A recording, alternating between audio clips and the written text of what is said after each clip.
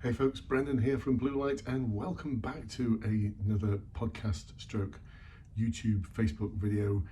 Depending whether you're watching this or listening to it, welcome to 2022. I can't believe it's quite a few days into 2022 and I've not done a podcast or a video yet. It's just been so busy. Kids aren't back at school yet. It's just been chaos. But anyway, Happy New Year to all of you. I hope it's going to be an awesome one. So in this video stroke podcast, I'm going to talk to you about my 6 predictions for 2022 in respect of police recruitment. I think it's going to be a real pivotal year for you if you're in the recruitment process, and there's some things that we really need to keep an eye on to make sure that we completely ace every stage of the process. So the first big thing I want to talk to you about is the reduction in numbers of people being recruited, which is going to have to happen in 2022.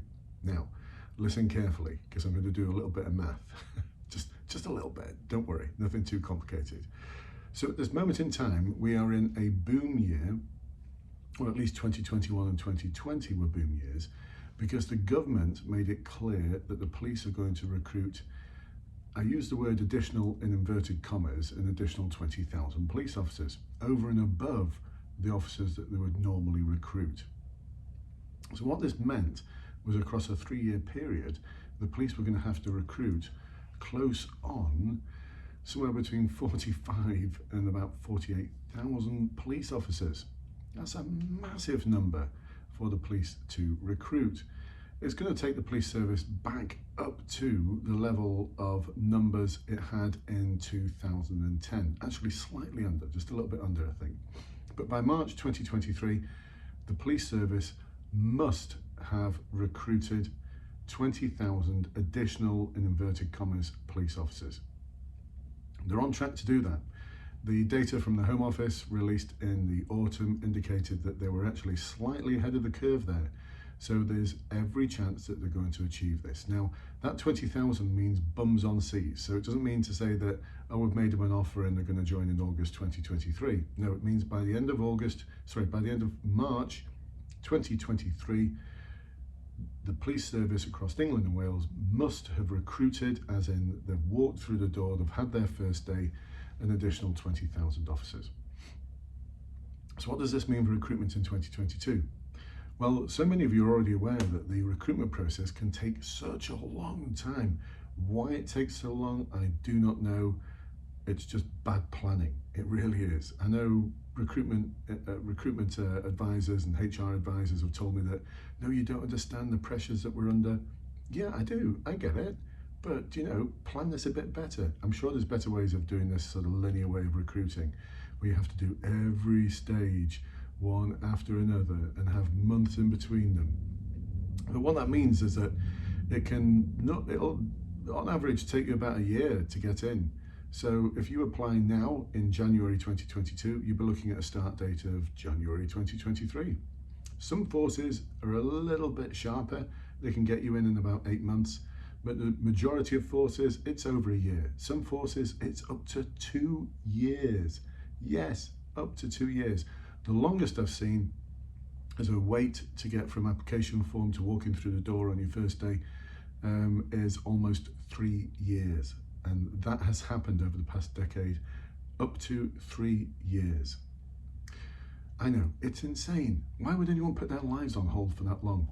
But what this means is that as we start going through 2022, forces are going to start decreasing the numbers that they're going to recruit, because after March 2023, we go from recruiting up to 16,000 a year to about 8,000 a year.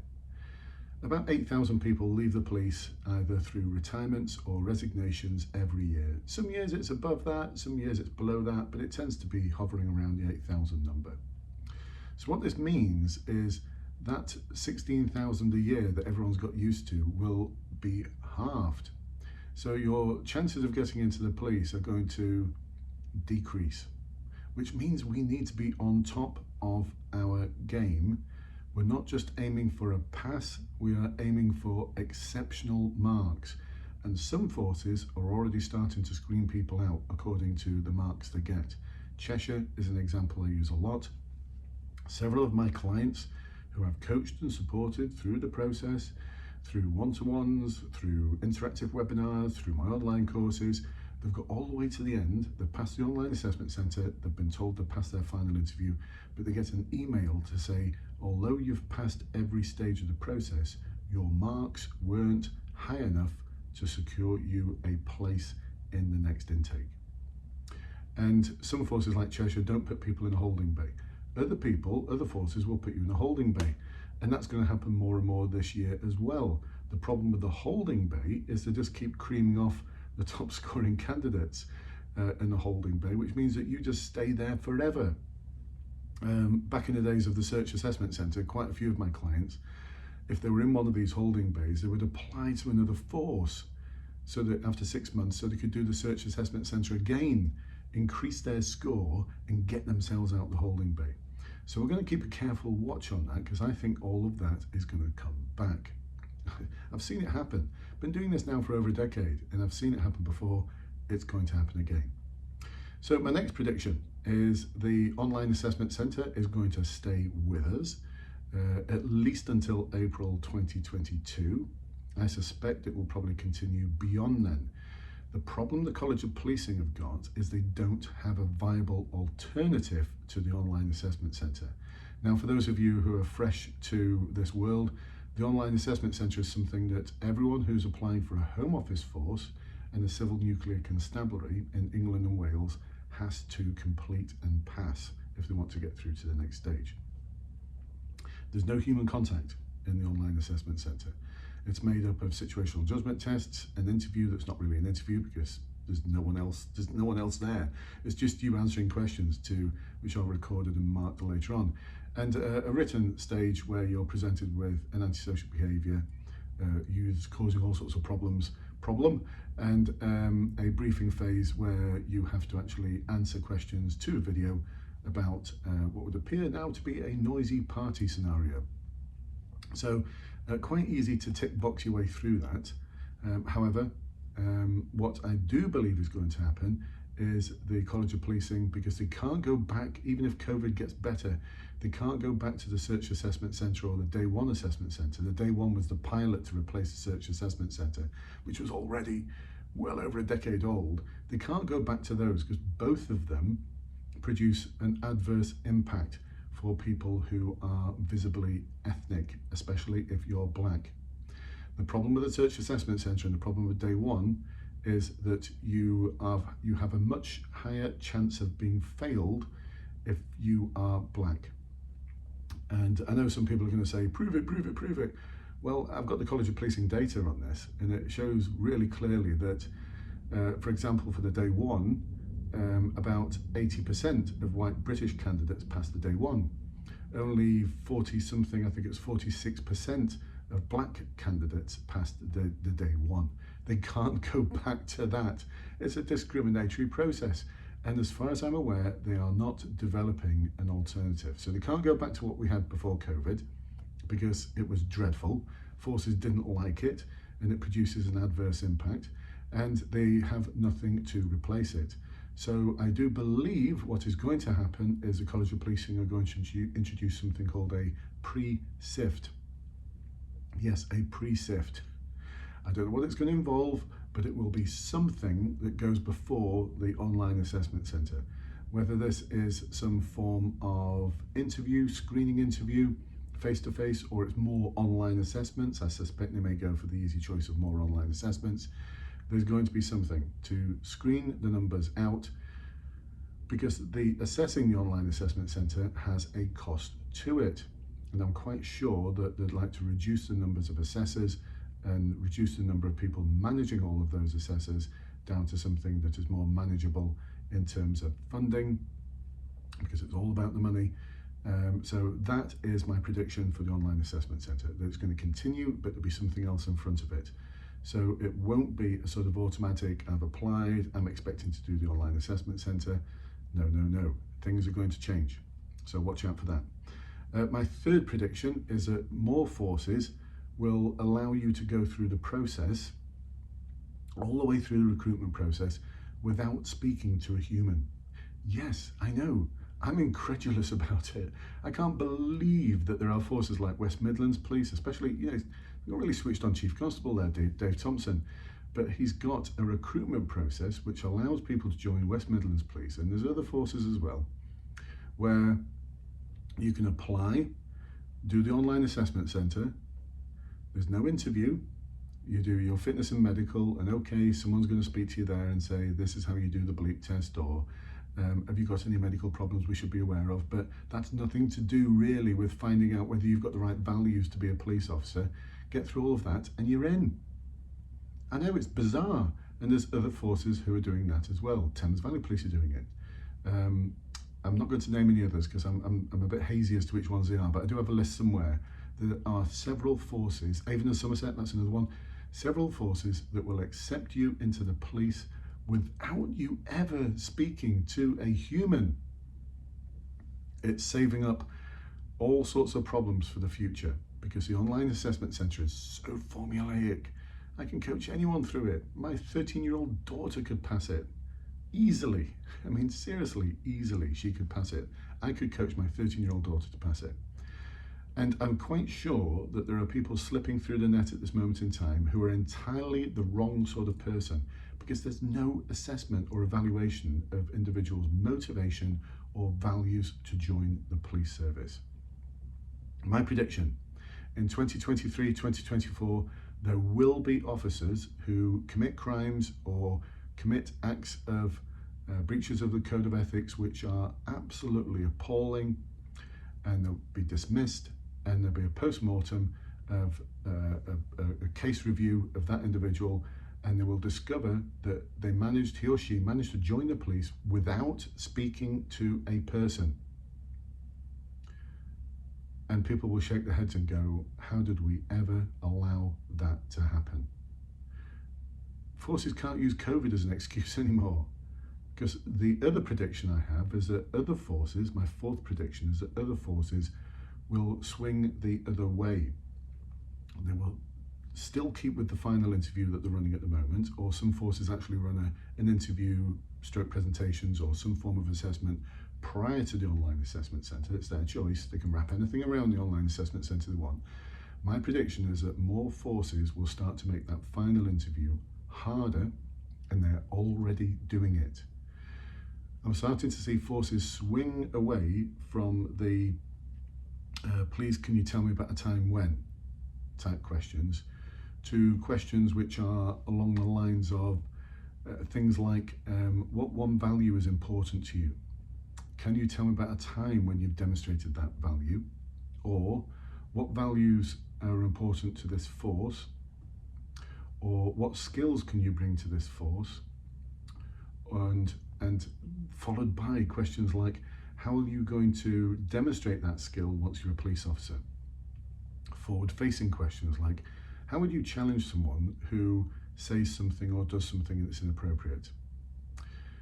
How will you, in the future, as a police officer, carry out effective community engagement and problem solving as a neighbourhood police officer?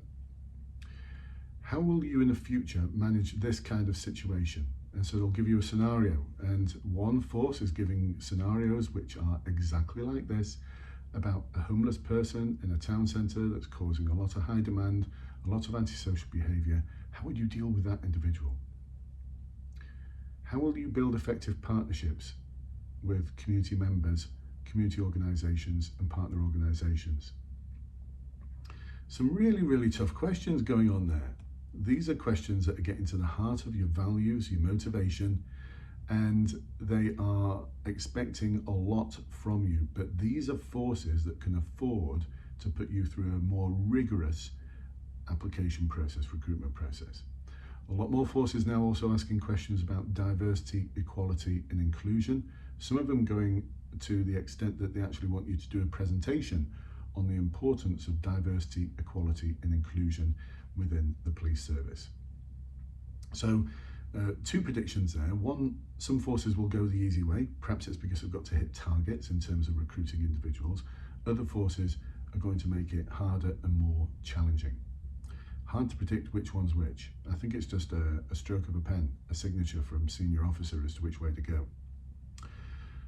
So, other things, other predictions. My fifth prediction, and this is more for serving officers and people who are just about to join the police, is that there is going to be an increasing crisis within the service in terms of good sergeants and good inspectors. So it's a great opportunity if you're in the police already to start thinking about the next rank, if indeed that's something that you aspire to do. Not everyone aspires to do that. But if you think about all the numbers that are coming in, you can't escape the math.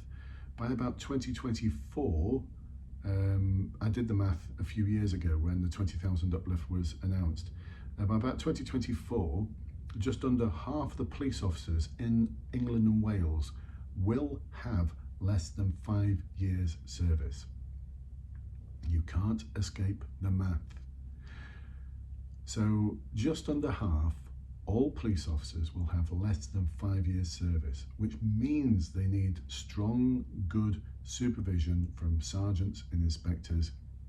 Where are all those sergeants and inspectors coming from? I've already seen some forces promoting sergeants, getting rid of the sergeants' interview boards, and all you need to do is write a report to say that you've passed the sergeant's exam and you'd like to be considered for promotion because of these reasons. And they're getting through with no interview. Now, I've not seen that for inspector yet, but it wouldn't surprise me if one or two forces introduce that, because they are going to be short. And I think they're so focused at this moment in time on getting the numbers through the door to meet the government targets for the 20,000 uplift that they are forgetting some of the important things about where are all the tutors going to come from, but importantly, even more importantly, who's going to supervise and manage all of these officers. So it's a great opportunity for you if you are serving and you consider yourself to be the sort of person that can lead others effectively, set high standards, and be that sort of person, that role model that others look up to. So that's something which is a golden opportunity for you. My sixth prediction, the university degree. I know I've mentioned the D word. I've opened up a can of worms now. The D word. In terms of the D word, the degree will not go away. It's here to stay. That's my prediction. It's not going to get replaced. No matter how much noise is made on social media, no matter how much some chiefs, one or two chiefs, talk about it might not be the best idea, it's here to stay. I can't see it going anywhere else. The reason being is that for far too long, the police have not been seen as, they've been seen as professional, but they've not been professionalised. What I mean by that is that most police officers, and this might surprise you, have no qualifications whatsoever to be a police officer. I served for 28 years as a police officer in 3 different forces. I've been a constable, a sergeant, an inspector, and I am completely unqualified to be a police officer. I hold no qualifications to be a police officer or to manage or to supervise at all. Nothing. Is that acceptable? Is that okay? When social workers, qualified, nurses, qualified, firefighters, qualified, those individuals who look after our children at nurseries, qualified, teachers, qualified, police officers, not qualified. That's why we're not going to go back to nothing. I know some of you are going to say, yeah, but I've done all sorts of courses. Yeah, they're just bits of paper. I'm now qualified as a bronze commander. No, you're not. You've got a piece of paper that says you've been on a course. It is not a qualification. Trust me, once you're outside the police service, all of these bits of paper may hold some value if you're going for a job interview post-retirement, but they are not qualifications. So the police service has gone down the road of degrees. I know because I did work on this back in the early noughties. There was a dream that they could go down the vocational qualification route, but there just wasn't an appetite for it. So instead they've gone down the route of qualifications, degree qualifications. Now this does not mean that you've got to have a degree to join the police. What it means is that you've got good entry routes to join the police, whether you have a degree or you don't. So there's 3 entry routes. One of them is called Police Constable Degree Apprenticeship. That means if you've got sufficient UCAS points or level 3 qualifications or whatever forces ask for, because forces ask for different things. Northumbria Police ask for 120 UCAS points. That's 3 B's A level. My other prediction is those sort of high demands are going to start relaxing a little bit more, because you're not going to find enough people who've got those sort of qualifications.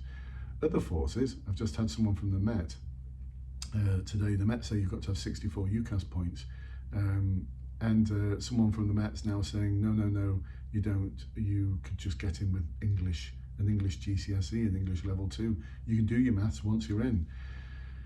That sounds a bit desperate, Met. But anyway, the Police Constable Degree Apprenticeship, that's one route. The other route is you have a degree, and so you go in through the degree holders entry program, and you do a diploma, postgraduate diploma in policing. And the other route is that you've done a recognised policing degree, and the only graduates of that degree are starting to tip out of the process now. Plenty of policing degrees have happened in the past, but they've not been recognised as such by the Police Educational Qualifications Framework. So those are the 3 entry routes. Not a huge number of forces offering the latter as a route in. Lots of forces offering the Police Constable Degree Apprenticeship. So my 6th prediction is the degree will stay. It's not going anywhere.